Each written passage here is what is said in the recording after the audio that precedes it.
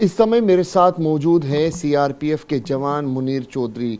कल सीआरपीएफ की तरफ से इस जवान को जो है वो टर्मिनेट किया गया था। क्यों किया गया था, खुद हमारे साथ चौधरी साहब मौजूद है। क्या हुआ, किस वजह से मुनीर साहब आपको टर्मिनेट किया गया? देखिए, मैंने एक पाकिस्तानी नेशनल से शादी की है, मेरी कज़न है वो, अरेंज मैरिज हमारी हुई है। तो डिपार्टमेंट ने जो ऑर्डर निकाला है मेरा डिसमिस टर्मिनेट करने का, उसमें उन्होंने मेंशन किया है कि मैंने डिपार्टमेंट को इन्फॉर्म नहीं किया। ठीक है। तो मेरे पास प्रूफ है, ये डायरेक्टरेट का ऑर्डर है मेरा। ये 30/4/2024 को वहाँ से अप्रूवल आती है कि हमने वेरीफाई कर लिया गया है, और डिपार्टमेंट ने प्रार्थी ने डिपार्टमेंट को रूल के हिसाब से सूचित कर दिया है। 30/4/2024 को आपने डिपार्टमेंट को बता दिया था? नहीं, मैंने 2022 31/12/2022 को मैंने फर्स्ट करस्पॉन्डेंस किया था डिपार्टमेंट को अपनी शादी के संबंध में। ठीक है। फिर उसमें इन्होंने 2-3 लिखे थे पॉइंट कि ये क्लियर करो, आपके शादी के संबंध में कार्ड लगाओ, डेट शादी की मेंशन करो, और कौन सी जगह पे शादी होगी ये चीज़ मेंशन करो। मैंने वो सब मेंशन किए, कार्ड लगाया। तो उस जो कार्ड उस टाइम लगाया था उसमें 5/11/2023 की डेट थी। तो ना ही इस लेटर का जवाब आ रहा था, ना ही वीज़े का भी क्लियरेंस हो पाएगी, तो टाइम लग गया।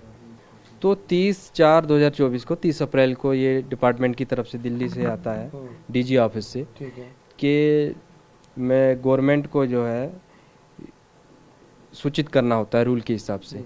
तो जवान ने सूचित कर दिया था? सूचित कर दिया, इसमें लिखा है कि सूचित हो चुका है या कर दिया गया है, ये आप देख भी सकते हैं, क्लियर लिखा हुआ है। ठीक है। ये director general of CRPF Delhi का लेटर है। जो आपको टर्मिनेशन का जो सूचित किया गया, किन बेसिस पे टर्मिनेट किया गया, क्या कहा गया? वो उसमें यही चीज़ लिखी है कि ये इन्होंने इन्फॉर्म नहीं किया, और दूसरा विजिट वीज़ा ख़त्म होने के बाद वाइफ को यहाँ पे रखा। जो आपकी वाइफ है? जी। ठीक है। तो वो उनको एलटीबी में है वो। हमारा प्रॉपर जो उसका प्रोटोकॉल होता है एफआरओ का, जहाँ ये विजिट वीज़े का, हमने वो प्रॉपर फॉलो किया। विजिट वीज़े के दौरान में हमारा जो है उसकी क्लियरेंस भी हुई, और इंटरव्यू हुआ, और एमएचए को रेफ़र भी कर दी गई हमारी, जिसके लिए ये लेटर है, ये लिखा भी है, अथॉरिटी फॉर अप्रूवल के लिए ये रेफ़र कर दिया गया है। ठीक है। फिर उस दौरान इसके बीच में ये नोटिस आता है, नहीं, सोशल मीडिया के ज़रिए मैं सुनता हूँ कल।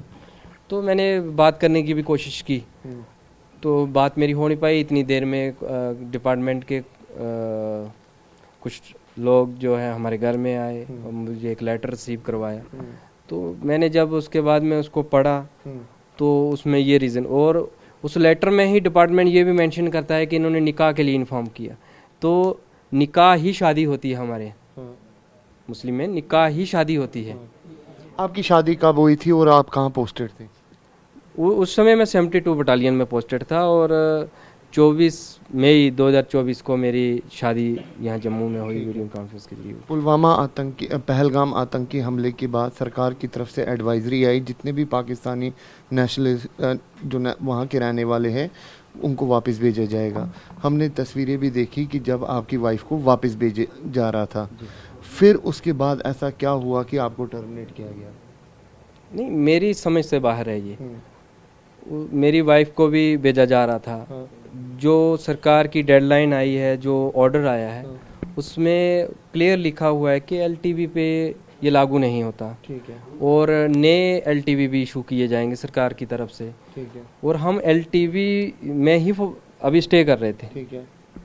कि डिपार्टमेंट के अकॉर्डिंग जो कंसर्न डिपार्टमेंट होते हैं वीज़े के, ये मेरे पास मेल हैं, उनके लेटर्स हैं, एलटीवी के हमारे जो कागज जमा किए वो हैं, सब हैं। तो हम एलटीवी में ही कर। तो उस टाइम हमें भी भेज दिया गया कि आप जाओगे अपनी वाइफ को लेके। तो आदेश के अनुसार हम भी चले गए, और पुलिस यहाँ से पीसीआर जम्मू से हमें बाघा बॉर्डर की तरफ ले ली। तो हमने एक अपील हाई कोर्ट से की।